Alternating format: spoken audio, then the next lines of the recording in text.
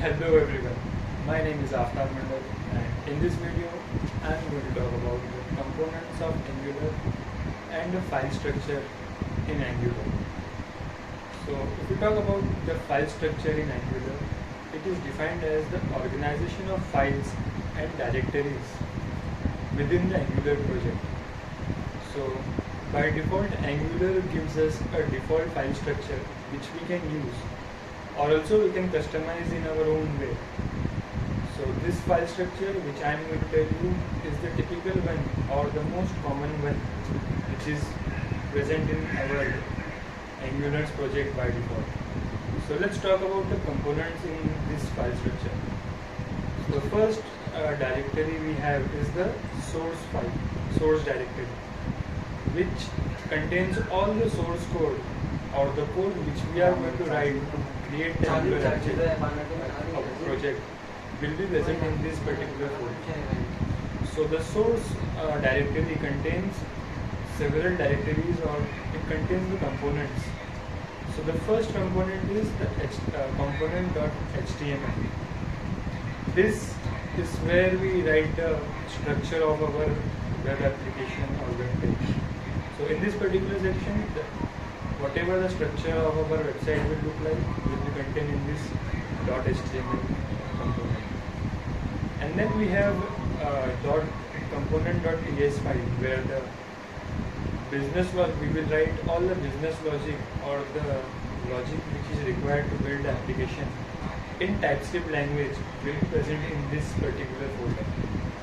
Apart from these two, we have styles directory, in which the CSS files and SCSS files will be stored, which is used to design our web application or website. Apart from these three, we have environment directory in the source directory. So environment directory will provide the development and environment .ts, which will also in the TypeScript language. So it is basically for the environment and for development phase. So this was the part of source directory. Then if we go further, we have the index.html.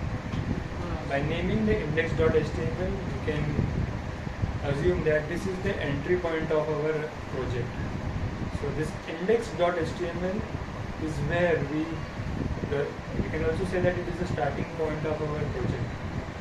It contains the root tag which acts as a starting point from where all the components gets called.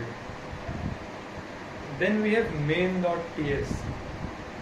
So this is also the starting point from where the TypeScript, where we write the TypeScript, and from here the logic part starts, or we can also say that it is the starting point of our Angular project, which is written in TypeScript language.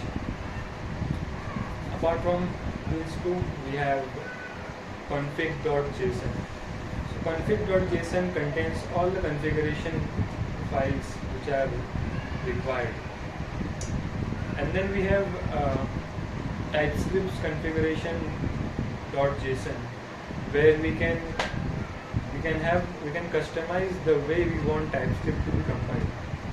So if we want that TypeScript to be compiled in our own way, we can modify it or we can customize it in our own way. And then we have package.json, which includes the package configuration and all the asset paths and different configuration required for our application to run. And finally we have npm modules, which contains the dependencies which is required for the components to provide the services. So dependency is the very important part of Angular. So dependency, we can say that it is a service or any module which is used, which if we want to use in our project, we can simply import this dependency from the npm module, which is installed while we are installing our with the help of npm installer. So dependency is managed by a mechanism called dependency injection. It helps to achieve loose coupling, where the components and services are loosely coupled. So even if we want to change the services, we can do it easily with the help of dependency injection. So dependency injection is like provides the services which are required for the components. So this makes our code more reusable, more modular, and this is the reason why Angular is so popular. And with all these components and file structure, we also have a fave icon. So this provides the icon which we see in the bookmark tab on the top right corner of our website. And that was all about the file structure and components in Angular. We can customize it in our own way, but what I told you was just a typical file structure of Angular. So that was all from my side. I hope you learned something new in this video. My name is Aftab Mandal. I will see you in the next video. Until then, goodbye.